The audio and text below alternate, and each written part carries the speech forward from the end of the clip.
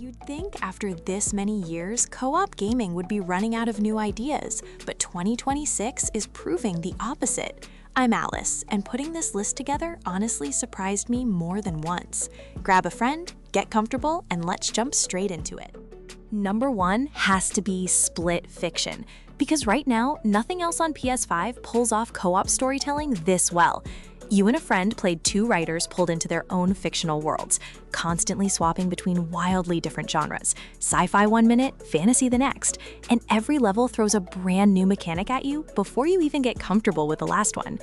If you're enjoying this list so far, do me a favor and drop a like, hit subscribe, and tell me your favorite co-op game down in the comments. It genuinely helps this channel out. The chemistry between the 2 leads carries the whole thing, and honestly, the ending hit way harder than I expected. It includes a friend pass too, so your co-op partner does not even need to buy a copy, which makes it an easy recommendation for literally anyone with a second controller lying around. Game number 2 is It Takes Two, and if you have not played it yet, you are genuinely missing one of the best co-op experiences ever made. Cody and May are a couple on the verge of divorce, magically turned into dolls, and forced to work together to fix their relationship. Every chapter reinvents the gameplay completely. One section has you flying, the next has you doing physics puzzles with magnets. It won Game of the Year for a reason. My favorite part is honestly how funny it gets without ever losing the emotional core underneath. It requires 2 players from the start, no solo option, so this one is built entirely around teamwork, and it shows in every single design choice they made. Third on the list is Helldivers 2, and this is the one your squad will keep coming back to on a random Tuesday night. You're fighting bugs and robots for Super Earth, calling in airstrikes with directional stratagem inputs while getting chased across the map. Friendly fire is on, which means someone always ends up orbital striking a teammate by accident, and somehow that never stops being funny. Crossplay between PS5 and PC is confirmed, servers are healthy going into 2026, and Arrowhead keeps dropping new content. It's fast, chaotic, and genuinely rewards actual communication over just running in guns blazing. If your group wants pure adrenaline over story, this is the pick. Fourth up is Baldur's Gate 3, still the most complete shared campaign you can get on PS5 right now. Up to 4 players can build a full party, each running their own class, and your choices actually branch the story in ways that matter. It's a huge time investment. We're talking hundreds of hours if you go all in, but the payoff is worth it. I love how differently each playthrough feels depending on who's in your group and what choices they make on a whim. If your friends are the type who overthink every dialogue option, block off your whole weekend, because this game will happily eat it. Game 5 is Overcooked All You Can Eat, and honestly, this is the one that tests friendships the fastest. You're running a kitchen with up to 4 players, chopping, cooking, and plating dishes while the level itself tries to sabotage you with moving floors or conveyor belts. It's pure chaos in the best possible way, and it supports full local couch co-op, which makes it perfect for parties.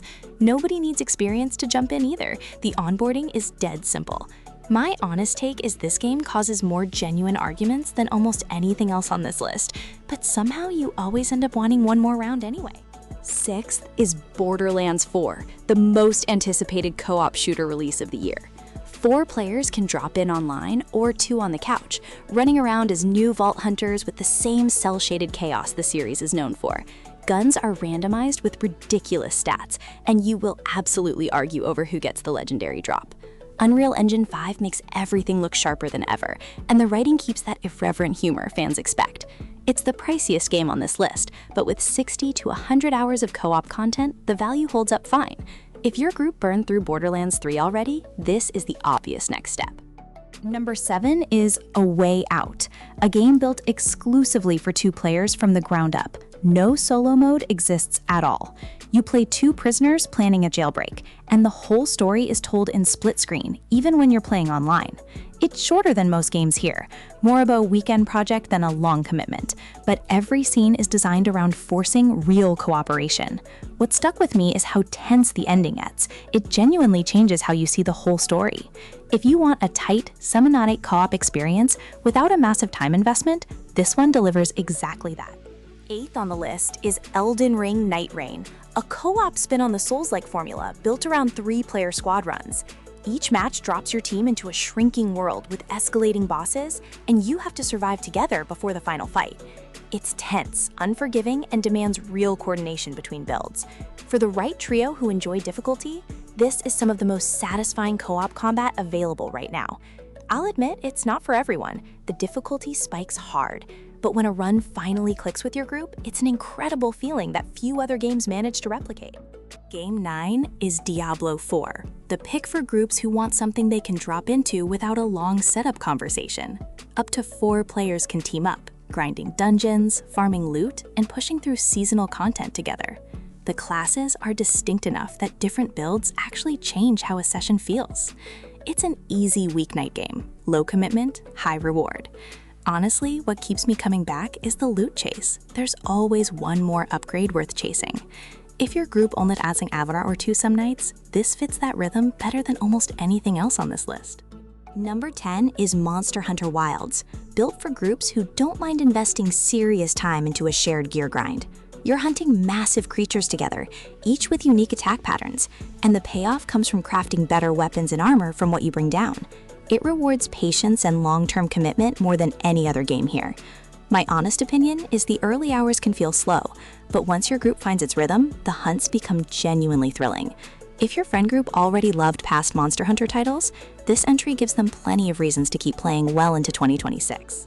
11th is Minecraft. Still one of the most played co-op games on the planet after all these years. You can explore a massive, procedurally generated world with friends, build bases, mine for resources, or just cause chaos together in creative mode. It supports split screen, LAN, and online play, so there's a setup for basically every group. What makes it special is how open-ended the whole experience is. There's no wrong way to play. I still find it funny how a game this simple on paper turns into hours of genuine creativity once you add a few friends into the mix. Game 12 is Destiny 2, a solid pick if your group doesn't play together often and needs something free to jump into. The shooting feels great, the raids demand real coordination, and seasonal content keeps things fresh. It is free to download, though a lot of the best co-op content sits behind paid expansions. Still, for casual drop-in sessions, it's hard to beat. My take is the gunplay alone makes it worth trying. Even if you never touch the deeper endgame stuff, it just feels satisfying in a way few shooters manage to nail this consistently. 13th on the list is Warhammer 40,000 Space Marine 2, and the 3-player balance here genuinely works better than most 4-player shooters. You're an ultramarine fighting through brutal Tyranid hordes in 6-player operations missions, with melee, ranged, and execution mechanics that interlock naturally. It was the breakout hit of 2024, and kept growing straight through 2025 into now. What I appreciate most is how good it feels even with loose communication. A squad that just reacts well together already outperforms 3 people running solo. The carnage is spectacular, and honestly, the combat alone makes this worth recommending on visuals. Game 14 is Peak, a smaller cooperative climbing game that somehow pulled in millions of players fast. You and your friends physically climb a mountain together, managing stamina and helping each other over obstacles, and one careless move can send someone tumbling. It's chaotic in a very specific, very funny way. What surprised me is how much tension a simple climbing mechanic can create once real people are involved. It's cheap, easy to pick up, and perfect for a shorter session when your group doesn't want to commit to something longer or more complicated that night. 15th is R.E.P.O, another smaller title that exploded in popularity almost overnight. You and your team collect valuable items from dangerous locations while avoiding monsters that react to sound, meaning staying quiet actually matters. The tension comes from everyone whispering and creeping around, trying not to get someone killed. It's genuinely one of the funniest horror-adjacent co-op games out right now. My honest reaction the first time I played was pure panic, in the best way possible. If your friend group likes horror with a comedic edge instead of straight scares, this one lands perfectly every single time. Number 16 is Sons of the Forest, a survival horror game where you and friends are stranded on an island full of mutated cannibals. You'll build shelters, craft weapons, and explore caves that get genuinely unsettling the deeper you go.